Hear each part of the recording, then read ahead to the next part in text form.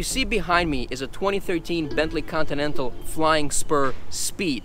Today I will give you a quick look around this car and why I think the 2012 and 2013 Speed models are the ones to have. Now, I have spent months looking for the right Bentley and I think I found one. This particular car has absolutely no paintwork. It's all original paint and it's finished in beautiful thunder metallic. This is one of those colors that looks different under certain angles. Sometimes it looks dark gray, sometimes it looks light gray, and there are some hues of blue in it. Now, for some odd reason, it is very difficult to find used Bentleys with no paintwork on them. I imagine because a lot of these cars are owned by older folks and these are pretty big cars, so they tend to bump into things as they drive along. So what is so special about the 2012 and 2013 Speed models? These 2 years are sort of transitional. In 2012, Bentley slightly redesigned the interior and mainly they cleaned up the center stack and they got rid of a lot of the buttons that were there and they introduced a new infotainment system as well as a touch screen.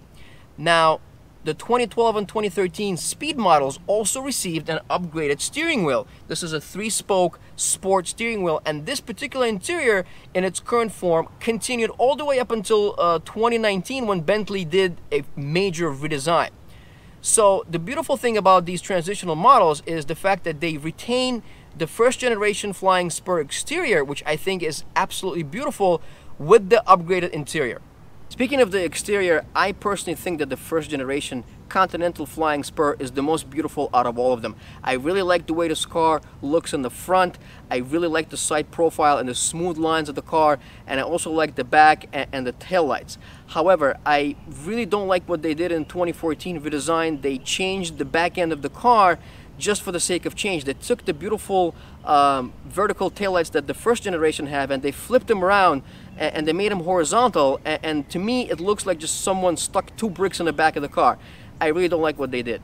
So what is so special about the Flying Spur Speed versus the regular model?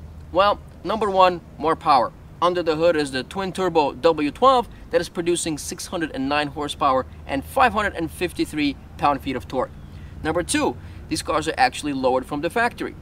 Another thing is that they have speed-specific wheels, and I really like the look of this wheel. It appears to be a center locking system, although it's not, but it's a race-inspired wheel, and I really like the design. The suspension also has modifications from the factory. It has stiffer springs and dampers, as well as wider exhaust tips. Now, the only thing on the outside that designates this as a Speed model is this little tiny badge that you see on the bottom of the fender, and it is in the same color as the trim, and if you don't know what you're looking at, you don't know. I absolutely love the English subtlety here. This is a kind of a quiet FU to the rest of the world. If you know, you know. If you don't, you don't. As you would expect from a Bentley, the interior in this car is absolutely mesmerizing, and this particular Speed has a very striking color combination. A few months ago, I did a video with a 1999 Bentley Arnage, and I really enjoyed the way the leather interior smelled in that car. I am happy to report that this leather interior smells just like that 99 Bentley. And in 1999, the cars were still made by Bentley before VW got involved, so I'm happy to report that VW didn't mess with the smell of leather. Now, one of the first few videos that I did on this channel was of a 2007 Bentley Continental GTC. Please don't go watch that video because it sucks. I didn't know what the hell I was doing back then. Well, I still don't know what I'm doing. But in that video, I did say that I had some very minor complaints about the interior, especially the positioning of this paddle shifters. I don't know why this car needs paddle shifters. I don't think anybody will ever use them. I never do. But for some odd reason, they're placed in an area where it's very easy to confuse them with the blinker stock and the wiper stock. So it takes a couple of days for your brain to develop muscle memory for you to place your hands in the proper space, because every time you're trying to turn the blinker on, you hit the paddle. Now, the other issue with the older Continentals actually have been addressed in this car, and that is the coolant temperature gauge. Now, in the older Continentals, the temperature needle would hover around 200 degrees, but the position of the needle was about 3/4 of the way in. So it looked like the engine was overheating because most people are used to seeing the needle right in the middle. And I'm sure Bentley got a lot of complaints about that. And they fixed it in this particular car because the needle is now at 200 degrees, but it's sitting dead in the middle. As I mentioned earlier, this is the slightly redesigned interior that took place in 2012, and I really like what they did with the center stack. They have upgraded the infotainment system, and they got rid of a lot of buttons that were here, because now this car has a touchscreen. The models that were before 2012 had physical buttons for you to control the infotainment. The other minor changes to the interior include the gauge cluster. There are slight changes to the fonts, but for the main part, it remains the same. I still like these beautiful actual gauges, not a screen. This deep recessed look is very beautiful, and the gauges are absolutely amazing in this car.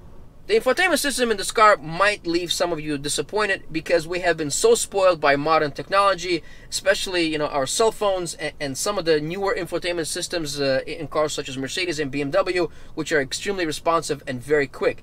This particular system is not the fastest in the world. It takes some time for it to respond, and the odd thing about this infotainment system, that it's very similar to the MyLink system in my 2017 Chevy SS, where you actually have to turn the radio on to be able to use any of the features of the navigation or the map.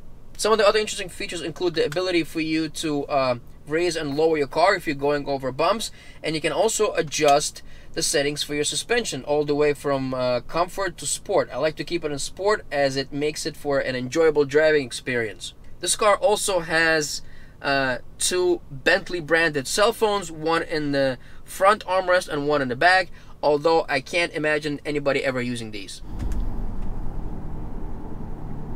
So what does it feel like to drive the Flying Spur Speed? If there's one word I can describe this driving experience, it's isolated. It is very quiet in here, and it's like a peaceful place. You really don't hear the traffic. You don't hear the noises outside. It's a very comfortable ride, and it's a great car to take on a trip, and you can just be with your thoughts. And I have been driving this car for a couple days, and I'm really enjoying it. It handles very well for a car of its size, and this is something unexpected, because when you get into this car and the sheer size and the mass of this thing, you would think that it would be a poor handling car. I mean, again, this is no Lamborghini or Ferrari, but for a sedan, full-size sedan, it handles the road very well.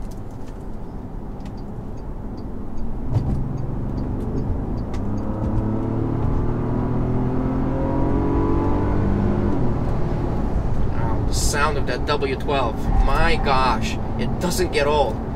And here's the beautiful thing about the Flying Spur and the W12 engine in general. Yes, you have over 600 horsepower, but the power is delivered so smoothly. It's delivered like fine English tea. There's no drama when you're accelerating, and it's so unexpected. You look at the speedometer, and you're doing speeds that you're going to jail in an instant, but it delivers these speeds with such smoothness, with such class, that you don't mind going to jail. The seats are very comfortable. There are a lot of adjustments on these seats, and of course they look gorgeous, the diamond stitching and all the patterns. But they're not the grippiest seats on the planet. Obviously this is not a race car. This is not something you take on a track. So if you start taking sharp corners, you get tossed around a little bit, but it's part of the experience. To be honest, I was surprised at how smooth this car rides, because with the 20-inch wheels and these rubber band tires that this car has, I was expecting a much harsher ride, but it's just not there. It's a very calming driving experience. This is a great car to be in if you're stuck in traffic, because this thing makes you forget about all world problems. Well, fellas, that's it for me for today. I hope you enjoyed this quick video, and if you did, please smash that like button. Thanks for watching. Bye.